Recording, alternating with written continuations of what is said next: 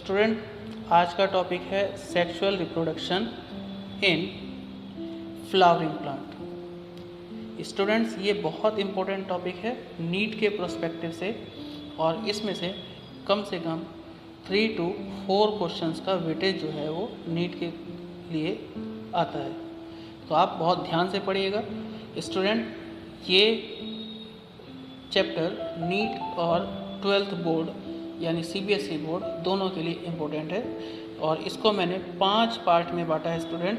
Part 1, part 2, part 3, part 4 और part 5। Student, part 1 में मैं आपसे बात करूंगा फ्लावर की और उसके सेक्सुअल पार्ट्स की, यानी जो एक्सटर्नल सेक्सुअल पार्ट हैं उसकी बात करेंगे, मेल और फीमेल सेक्सुअल पार्ट की बात करेंगे। फिर स्टूडेंट, पार्ट 2 में मैं आपसे बात करूंगा माइक्रोस्पोरेंजियम एंड माइक्रोस्पोरोजेनेसिस यानी मेल पोर्शन की, और थर्ड पार्ट में मैं आपको पढ़ाऊंगा mega sporangium and mega sporogenesis.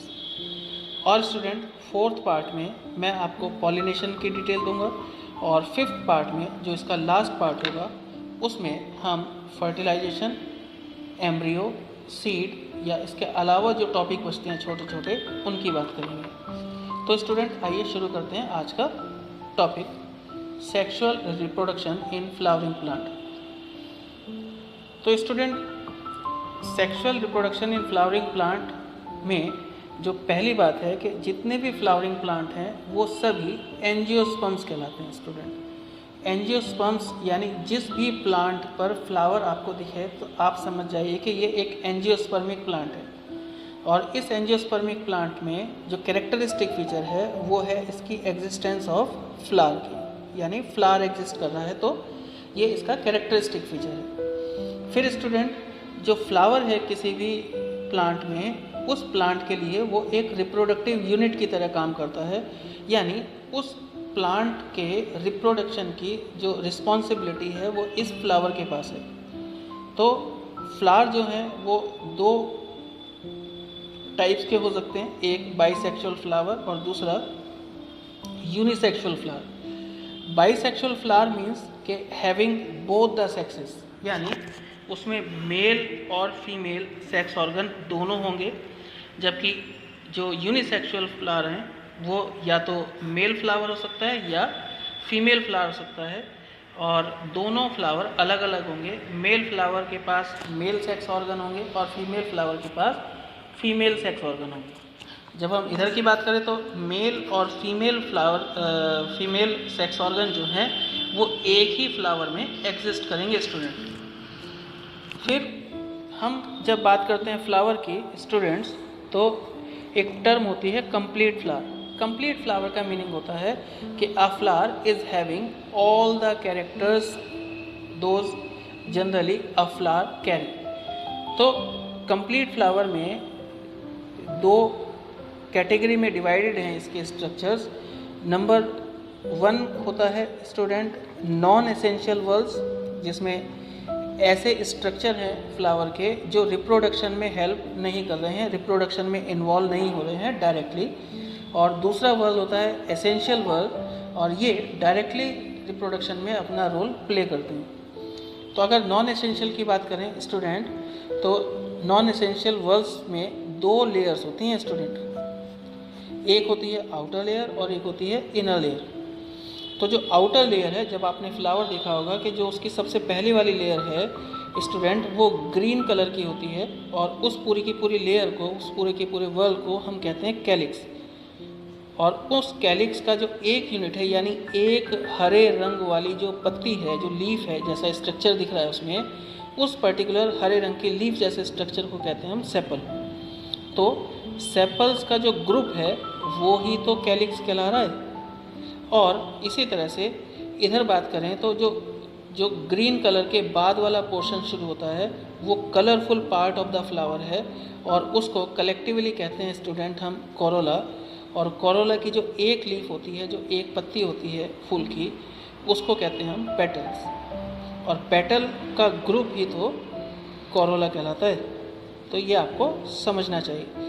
फिर बात करें सेपल का फंक्शन क्या है। सेपल का फंक्शन है स्टूडेंट कि सेपल जो है जितने भी फ्लावर हैं उनको बड कंडीशन में, यानी जब वो बड कंडीशन में होते हैं तो उस फ्लावर को प्रोटेक्शन प्रोवाइड कराता है। कौन प्रोटेक्शन प्रोवाइड करा रहा है? कौन प्रोटेक्शन प्रोवाइड करा रहा है? Outer world. आउटर वर्ल्ड क्या है? कैलिक्स। और दूसरा जो कलरफुल पोर्शन है वो क्या पर फंक्शन परफॉर्म करता है? वो फंक्शन परफॉर्म करता है पॉलिनेशन का, यानी कि जो फ्लावर में एट्रैक्शन डेवलप होगा उससे इंसेक्ट या बर्ड या अदर पॉलिनेटर्स एट्रैक्ट होंगे और फिर वो पॉलिनेशन परफॉर्म कराएंगे फ्लावर में। तो आपको इनर लेयर और आउटर लेयर के फंक्शन क्लियर हुए यहाँ पर कि इनका आउटर लेयर का काम है प्रोटेक्शन करना फ्लावर की बड कंडीशन में, और इनर लेयर का काम है पॉलिनेशन में हेल्प करना by the means of attraction. अगर आपसे कोई बोले कि why the flowers are beautiful, कि फ्लावर्स जो हैं वो सुंदर क्यों होते हैं, तब आपको बताना चाहिए कि flowers are beautiful because they attract the pollinators by their beauty, by their smelling, by their structure. तो ये कहीं ना कहीं पॉलिनेशन में हेल्प करते हैं। फिर स्टूडेंट एसेंशियल वर्ल्ड की बात करें तो इसके दो पार्ट होते हैं, एक होता है एंड्रोशियम और एक होता है गायनोशियम। एंड्रोशियम की यूनिट जो है वो कहलाती है स्टेमन, और गायनोशियम की जो यूनिट है वो कहलाती है कार्पल। तो स्टूडेंट स्टेमन जो है वो मेल गैमीट प्रोड्यूस करेगा और कार्पल जो है वो प्रोड्यूस करेगा फीमेल गैमीट। तो आपको समझना चाहिए ये एक जनरल बात चल रही है जो अभी हम आपको पढ़ा रहे हैं। फिर अगर हम बात करें किसी भी फ्लावर में मेल सेक्स ऑर्गन जो है, मैंने अभी पहले बताया वो स्टेमन होते हैं और ग्रुप ऑफ स्टेमन को एंड्रोशियम कहते हैं, और इसी तरह से फीमेल सेक्स ऑर्गन जो हैं वो पिस्टिल या गायनेशियम होते हैं, और ये एक सिंगल फिलामेंटस स्ट्रक्चर के फॉर्म में होता है फ्लावर के भीतर। अगर इनके डायग्राम की बात करें स्टूडेंट्स तो स्टेमन के 3 पार्ट हैं बेसिकली स्टेमन के। पहला पार्ट है फिलामेंट, दूसरा पार्ट है एंथर और थर्ड पार्ट है कनेक्टिव।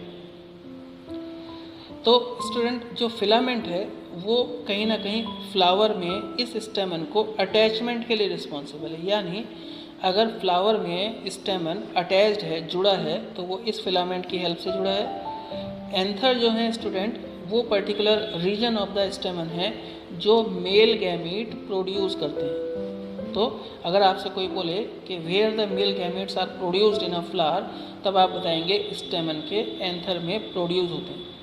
और फिर एक और स्ट्रक्चर है कनेक्टिव, और कनेक्टिव जो है वो एंथर को, यानी जो 2 एंथर हैं उनको कनेक्ट करने का काम करता है, और इसके लिए एक खास तरह की प्रोटीन होती है इसमें स्टूडेंट, और उस प्रोटीन को कहते हैं कनेक्टिन प्रोटीन।